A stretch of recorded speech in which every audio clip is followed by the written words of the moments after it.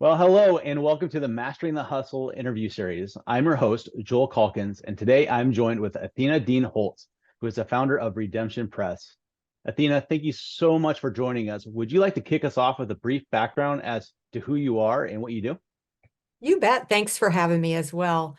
Um, I have been in publishing, specifically in the Christian space, for 37 years. And that means I've made every possible mistake you could ever make in publishing. But it has been just a wild ride. And this is my second publishing company. The first one was a 20-year-old company when it went into the wrong hands. And so this one is kind of my redemption story after that experience. And Redemption Press has been in business 10 years. And so I'm just the kind of person who loves to take on a challenge and meet a need. And definitely in the publishing arena, wow, there's just a lot of scammers and a lot of people who take advantage of people. And so to try and really meet a need and help someone get their story out in a way that is honest and reliable you don't find that very often. So it has been a real blessing for us to be able to help people in that way. That's great, Athena. Thank you for sharing. So tell me a little bit more about your business. You've been in the printing business for quite a while, as you said, and this is your second one with Redemption Press. How did you decide to go into the print business, and how's it been for you? Well, I was involved in a ministry for Vietnam veterans and their family members in the late 80s. And we needed a book for the ministry that we could hand out at the traveling wall. And the whole idea was to describe post-traumatic stress from a layman's perspective, as opposed to, a psychologist or psychiatrist. And, you know, back then you had to be a celebrity to get a book published, and that we were not. And so we ended up meeting someone after a series of rejection letters. We ended up meeting someone who said, you know what? I can do the rewrite because it really was not ready to be published. And so he offered to do the rewrite. He said, I'll get a cover designed, lay it out, get your ISBN number, and I can get you 10,000 copies for $1 a piece. And we're like, woohoo, this is it. Answer to prayer. I didn't know where we were going to get $10,000 at that point because we were in full-time ministry and not making a lot of money. Sure. And a guy walked in our office a week later and said, I heard you have a need. I am aware of your ministry. I love the work you do. Here you go. Amazing. Wrote a check for the whole thing. So 2 years later, after we were down to our last case of books, we were in the green room at CBN getting ready to go on the 700 Club to talk about our part in the upcoming Veterans Conference, where we were going to be teaching based on the information in the book. And met a guy who really was in the music industry, but he was like, if you've gone through that many books, I can get you a traditional publisher. And we're like, yay, because we didn't save any of that money. We lived on the money from all the sales. And so he did. He pitched it to Multnomah Publishers at the time. They bought the rights to it, gave us a $5,000 advance, which was amazing, and had 8 years. They kept it in print, sold 40,000 copies, gave it back to us. And as of this point, the book has actually sold 250,000 copies, with 1 million copies in print, because a number of nonprofits have been given the right to just print them and give them away. So, today in publishing, it is a thing to self-publish, to prove that you have a following, so that then you can pitch it to an agent or a traditional publisher for them to invest in. It is a strategy. Now, that's what we Uh, did, but we didn't know, we had no idea that's what we were doing, but absolutely. that is what worked out. And so, you know, it wasn't long before people started asking me, hey, can you help me with my book? And I'm like, yeah, I probably could. Because, we'd done that book, we'd done one in Russian, similar Mhm. message, but in Russian. And so we had to get it, you know, translated and all the things to Mhm. publish it in another country. So I knew enough to be dangerous. Let me just say that. Yeah. And that is actually how I got started. And it was at a crucial moment in my life where I walked away from um, kind of a model of business that I could no longer, in good conscience, be part of. Mhm. And I won't go there. That's a whole Sure. nother show. But Sure. so it was like I'd been praying. I need show me what I'm supposed to do, and this just fell in my lap. And I co-founded Wine Press Publishing at that point, which was really the first credible custom publisher in the faith-based market. Yeah. And so that's how I started. And it was definitely like I knew just enough to believe that I could do this and I could do a good job and I could really help people uh, get their work in print regardless of their Yeah. status uh, on TV and radio, which back then was the thing. Now it's your status on social media. Yeah. Yeah. That's amazing, Athena. And so you mentioned that in today's kind of way of writing books, you often need to self-publish before you can take it to, let's say, like one of those big publishers.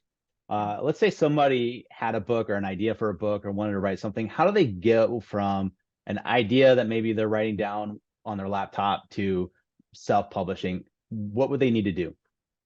Well, we have, and a lot of this is from my own failed attempts with my own books and different things that I've learned on that journey. Um, we kind of have different ways to get started. If it's in your head, you need the help of an author coach Hmm. to help you design what is this book going to look like? How am I going to tell my story? What's going to be the red thread that is throughout the book? What's the theme going to be? All the things. Like my first book, I just started writing. Like, here's my story, start to finish. And it was like I was sitting across the table having a cup of coffee with you and just telling you, well, then this happened, then that happened. And, you know, so that I wouldn't advise doing it that way Yeah. because that's a very amateur way to do it. And Yeah. I humiliated myself all over the place publishing my first book that way. But really, to be able to work with someone to draw out of you, ask the right questions so you know that you're actually putting together an outline or an annotated table of contents that will provide value to someone, that will encourage them, inspire them, equip them, whatever the Yeah. purpose is. Um, then it could be you have something from some teaching that you've done. Like I started teaching at Christian writers conferences, Mhm. and people kept saying, you need to write about that. You need to, what you're talking about in there, you need to write about that. So, I had all these outlines and notes and all of my stuff from teaching it, but that was something that then I converted. Yeah. And there's, whether it's a sermon or a podcast or a radio show or a TV show or some sort of a transcript Mhm. from something you've taught or you've spoken on, you can't just cut and paste. You can't just transcribe it and think that's good and it's publishable, because the Mhm. spoken word and the written word are two totally different things. So, kind of to answer your question, Yeah. it really depends on where you're at in the process. If it's Mhm. in your head, I already talked about that. If it's, some transcriptions from different things that you've taught and notes, there's really kind of a collaborative rewrite that has to happen to make that really the best that it can be. So that is a different level of editing in the process. If it's already something that you roughed out, you got your first draft, then, normally what we do is we actually take a look at that, have one of our editorial team review it and say, here's what's really good, here's what needs work, here's what we would recommend. And we do that as a free service just because, anybody that at least publishes with us, we have a reputation to protect. So we want it to be the best it can be. We want it to win awards, all the things. So we always look at everything before we publish it and make a recommendation. Oh, that's great. So you've been very good about sharing or alluding to some of the mistakes you made along the way on your path to, founding not one, but two print companies. And I think that's where a lot of people will stop themselves, because while they might have an idea of what they could do, or maybe a vision for what they want to do in starting their own company, they may not feel like they're qualified, or they may have made some mistakes in the past that kind of stopped them from kind of taking that leap. What was it that caused you to believe that I can actually start my own publishing company? I can do this. You know, for our listeners here, what advice would you have for them to kind of go from where they are and some of the nervousness to where they could be? Well, certainly from a faith perspective, if God calls you to do something, then he will either uh, make sure you learn what you need to learn to do it, or he'll bring the people around you to make sure that you have people who know the things that you don't know, or are gifted in, like, I am not a detail person at all. I'm a visionary. So I have to have other people around me that are good at the details. So really, I think it comes down to, are you called to start a business? Or do you really feel like this is what you're supposed to do? And if you are, then first of all, count the cost, because it is not, the misnomer out there is, woohoo, I'm my own boss. I get to do whatever I want, have whatever schedule I want. I could just do all the things that I could never do with, you know, uh, some reporting to someone 9 to 5. And I think sometimes if we're discontent with where we're at 9 to 5, we're not really going to be that successful, because we kind of are doing it for the wrong reasons. We have to really know, I want to do this because I really want to help someone solve their problem, whatever their problem is. And so I think probably the biggest thing I could say there is just really making sure this is an area that you can develop your expertise in, and that your motives are good, that you really just want to help someone, and not just, I mean, unfortunately, there's lots of people out there who will just take advantage of people, and they really don't care. They sleep at night, and I don't understand how they do it. But, you know, the whole idea of what is it that you have experienced in your life that that has kind of qualified you to be able to help someone else not make the same mistake. I, I think that's a chief point for being in a business that is authentic and has integrity, is if we're really trying to help others get to where they are wanting to go, and we have a piece of that journey that we can pour into them and help them avoid the mistakes that we've made. Yeah, no, absolutely. And I think you hit the head on the nail when you talked about a lot of people going to business because they want their time back. They don't want to have to answer to anybody but themselves. They think they can, create this lifestyle for themselves, but that's not always the case. I've found a lot of people go into that and then they realize, wow, this is taking up a lot of my time. This is a lot of my headache, a lot of headache. And in some ways might be a little bit harder than what I was experiencing, let's say in corporate or in the workplace. What are some of the misconceptions that you've come across, or maybe you've had yourself as you've gone down this journey of owning your own business? Well, I think just, that it'll be comfy, it'll be fun, it'll be easy, all the things, that the lure of, being your own boss, and all the things that you hear with the American dream. And, I think we think it's going to be a sprint, Mm, when it's really a marathon. mm, We think, I'll be able to, pay myself well and all the things. Listen, this 10 years, I am just now finally getting a consistent paycheck mm, because I am always like, I'm going to pay my vendors and pay my employees before I ever take a check. yeah, And that is the reality of small business. yeah, It all is on our shoulders. The buck stops with us. We're the one that has to learn, how to have hard conversations, how yeah, to manage a downturn in cash flow, all the things that, when you're in corporate mm, America, they do that for you. right. That's why they own you. But if Yeah. want to be in business for yourself, Mhm. those things, the grass is not always greener on the other side. Is it worth it? I think it is. And I wouldn't trade it. I mean, even if I had to keep going for another 10 years, not necessarily paying myself consistently, I would do it anyway because this is a calling for me. Mm, mm. No, Yeah. that's incredible. Uh, and so let's stick on the theme real quick of like work-life balance. We're both people of faith. I would assume that, your job is important to you, but your family is important to you. Your church might be important to you. How do you, as a business owner with all of those responsibilities, make sure you have time for those other parts of your life that Mm. are just as important or even potentially more important? Great question. Well, I mean, when you own a business, it's like there's always a fire that has to be put out. There's always something that is urgent. And I find myself, gravitating toward having to put that fire out right away. And uh, I am a recovering type A.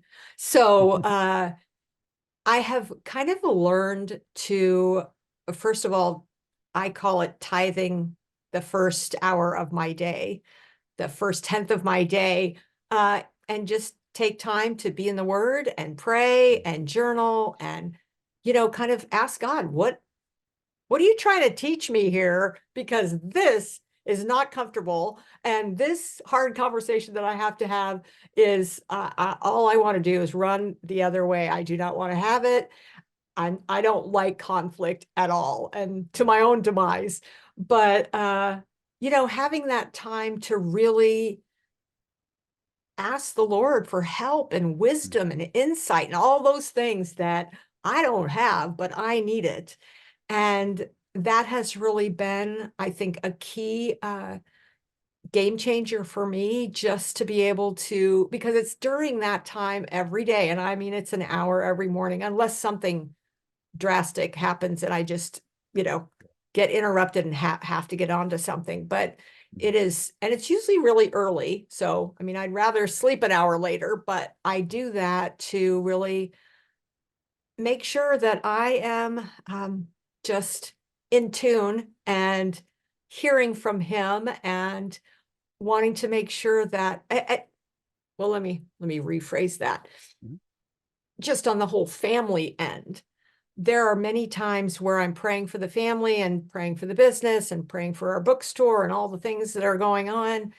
And, he'll take my attention to something that's happening with one of the kids or with my husband or whatever. And so just having that time to make sure not only do I have the wisdom I need for the business, but also the wisdom I need for all the other things that are important to me. yeah. Yeah. Amen. That's great.